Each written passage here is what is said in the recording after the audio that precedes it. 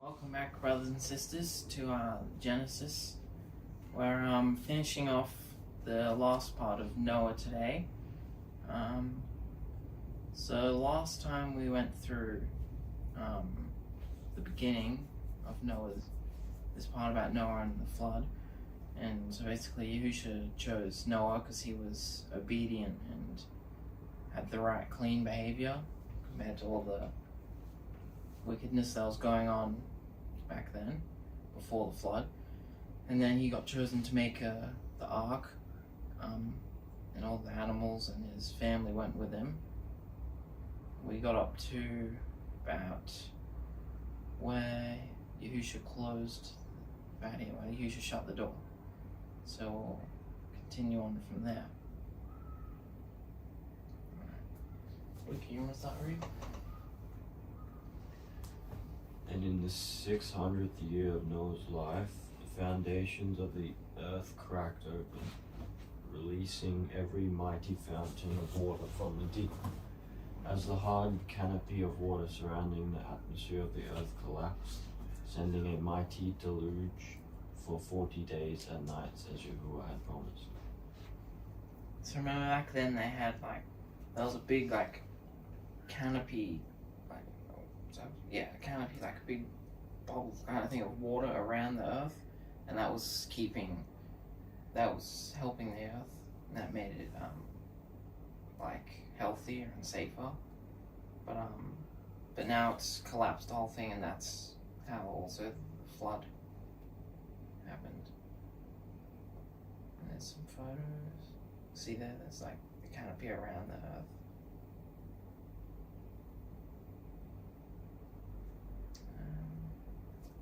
You want to read that one as well? And the flood of waters rose up, filling the earth with water for nearly a year, covering even the highest of the mountain tops by over 10 meters, as every living creature upon the dry land was drowned. But Noah and his family were delivered in the ark as it moved about on the surface of a shoreless water world. So the flood only lasted about a year while the earth was flooding. And then it says, so it covered the whole, because over 10 meters of the tallest mountain, which is, It's pretty high. Isn't tallest mountain now Mount Everest? yeah, 9,000 meters tall? Something like that. Something like that. So it was pretty tall. So no one was able to escape with that. Noah and his family and all the animals that were on that ark, they were the only thing alive after that. He's making a point that it's global, isn't he? Yeah. The global flood didn't just destroy wickedness, it preserved mankind's pure bloodline from becoming extinct, polluted by Nephilim. This was the great abomination that offended Yahuwah so greatly, the destruction of his pure image represented in mankind. So, since Satan and his demons came along and they ruined the pure bloodline, and there's only few people left, Noah's family, pretty much. And that's why he's been chosen to go, so that it can continue on a pure bloodline and keep going. Micah? Then Yahuwah thought of Noah and his family inside of the ark with all the birds and animals, and caused a strong wind to blow across the earth, calming the waters both from the sky and from the deep. And the flood began to recede steadily. But the ark still floated for another 5 months after the rain stopped, until it finally rested on top of the mountains of Ararat. Ararat. You can read that part. Me? Yeah. Most agree that the ark rested on the mountains on the exact day Yahusha was resurrected from the dead, over 2,300 years later. Deliverance by belief in Yahuwah through the waters of cleansing.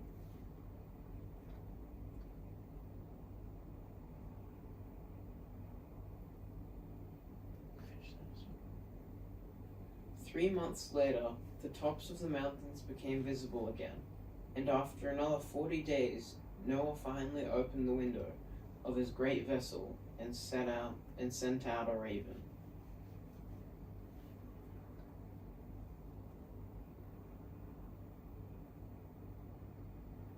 And Pina? But it kept returning to him because there was no dry land for it to rest upon. Then Noah sent out a dove to see if the land was dry enough, but the dove kept returning to him also, for the water was still too deep. Noah waited another 7 days, and then sent out the dove again. This time it returned to him with a freshly plucked olive leaf in its mouth, and Noah knew that it was finally time. So waiting another 7 days, he sent out the dove for the last time, and it did not return to him. So, well, that means that since the dove didn't return, it must have gone and settled on land. That way, that's how they know that it was time they could get off. You can keep reading that part. So after a year of boat life, the waters from the great global flood had gone from the earth, and the world was fresh and restored. So Noah removed the coverings from the ark and saw that the surface of the ground was dry. Robert? And Yahuwah spoke to Noah, saying, "It is time to take your family and all the animals and birds and come back into the world, allowing the earth to reproduce and populate once more." And Noah, his wife, sons, and sons' wives left the ark and began to start life anew upon the world washed clean. The words of belief and righteous obedience, Noah had a very special relationship with his Creator. So Noah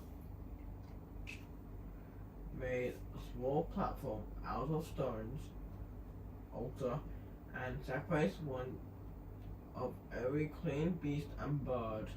He burnt them as an offering of gratefulness to his deliverer Yahuwah, who had delivered he and his family from a worldwide destruction.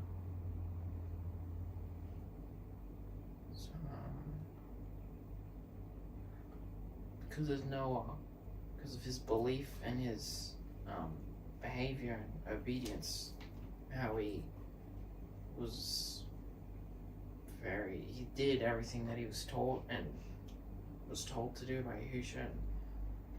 So that's why he was saved from the flood, and he was able to. Yeah, he was saved from. Isn't it interesting how it's all coming through each thing that we're studying? It's all coming through about belief. Yeah?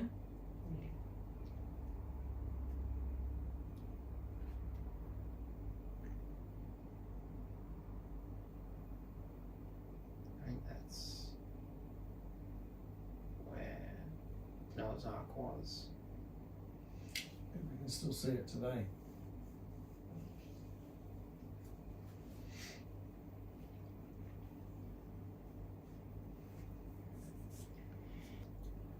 And Yahuwah saw the blood from the offering and the sweet soothing fragrance of Noah's ascending near offering touched his heart, and he said, "Even though every imagination of mankind's heart is evil from the moment he is conceived, I won't curse the ground or destroy all the animals ever again.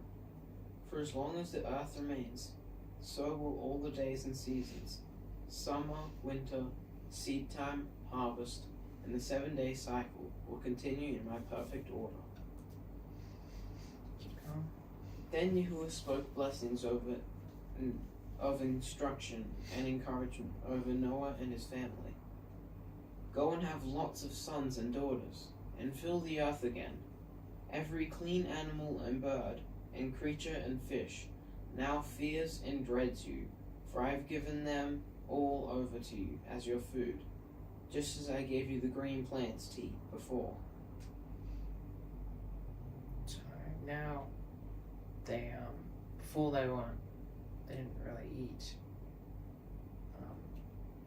like animals and stuff. They were all mainly just eating plants. But now they're being told they're allowed to eat. They've been given the animals to eat as well. And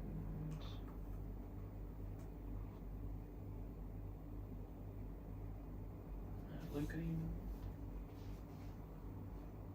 Just don't eat any of their flesh raw with the blood, their life still in them, for eating that is unclean.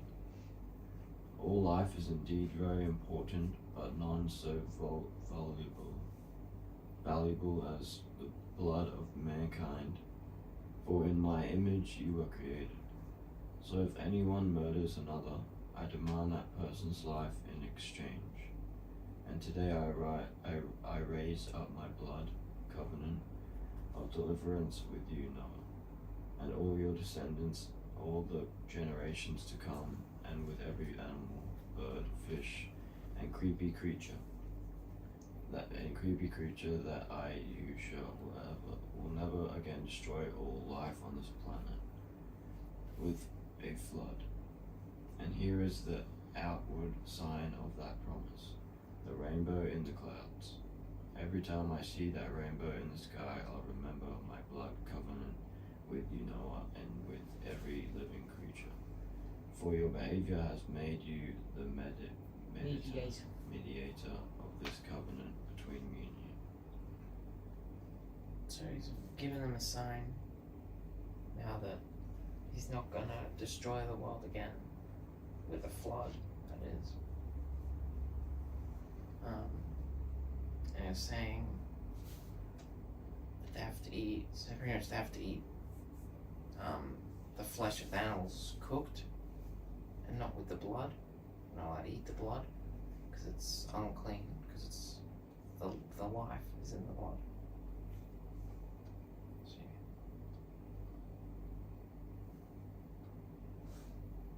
this covenant agreement of Yahuwah's restraint was one-sided in that Yahuwah would keep his promise whether mankind obeyed him or not. So it was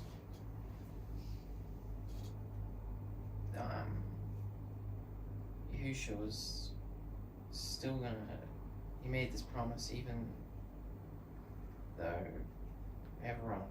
even now no one obeys him in the world today, and but he still kept his promise, because it's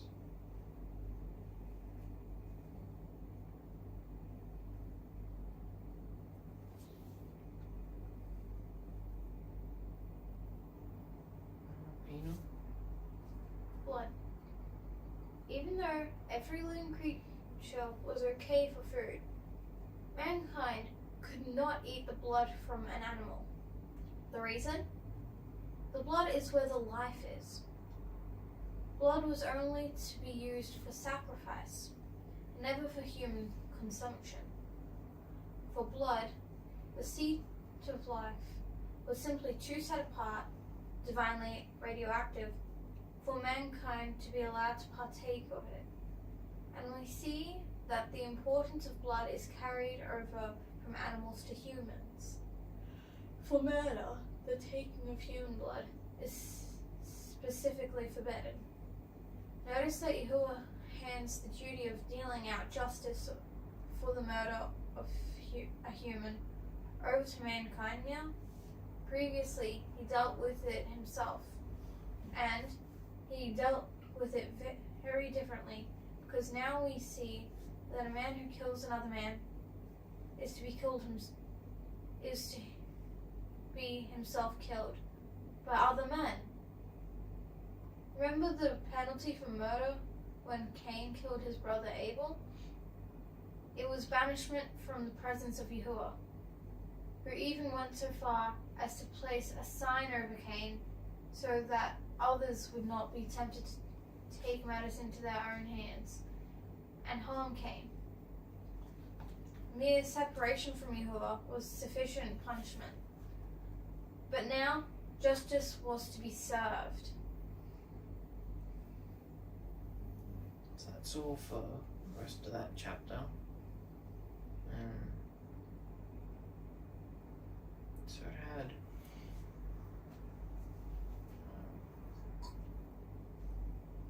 what I got from it was that you have to, like, if you want to be with Yahushua when he comes back and destroys the world again, you have to get rid of all the evil behavior so that you can be pure, just like Noah was in his family. So there you got to live. So that's what we have to do as well if we want to be with Yahushua when he comes back. Did you guys get anything?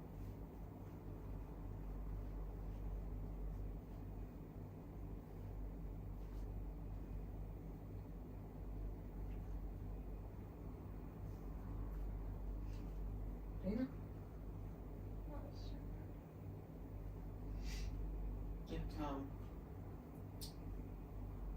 It all happened the way Yahuwah wanted it. Like, everything that happened,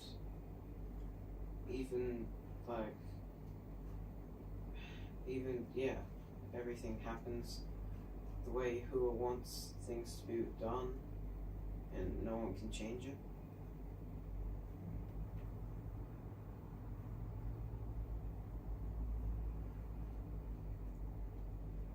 Coming of Yahushua is going to be like the days of Noah. So Yahushua's showing us what it was like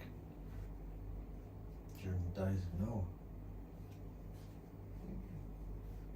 Pillage and murder and rape and Nephilim, beasts, total depravity on the earth for nearly 2,000 years. And what's been happening on this earth for nearly 2,000 years?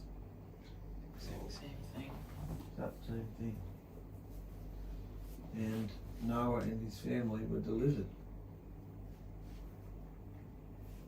And Yahushua said it's going to be just like the days of Noah. People eating and drinking and marrying and giving in marriage, not realizing that it'll just come upon them. Yeah?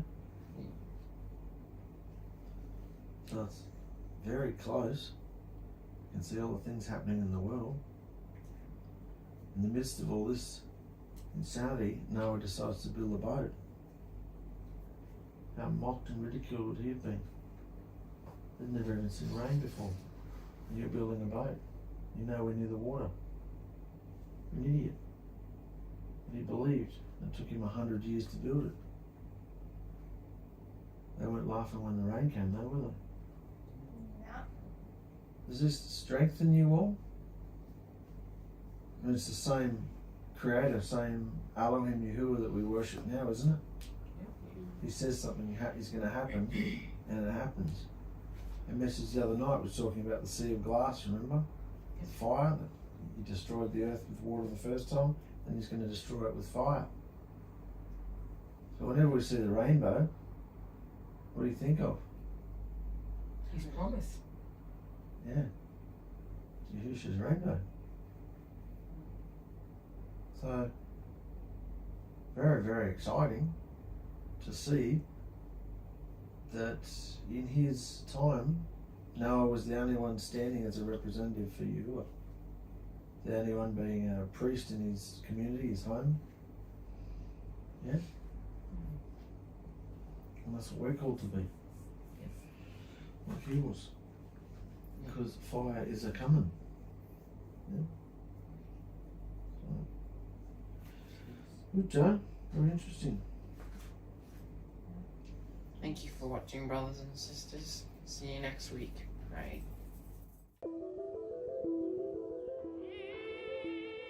In the very beginning, Yahuwah our Elohim created everything.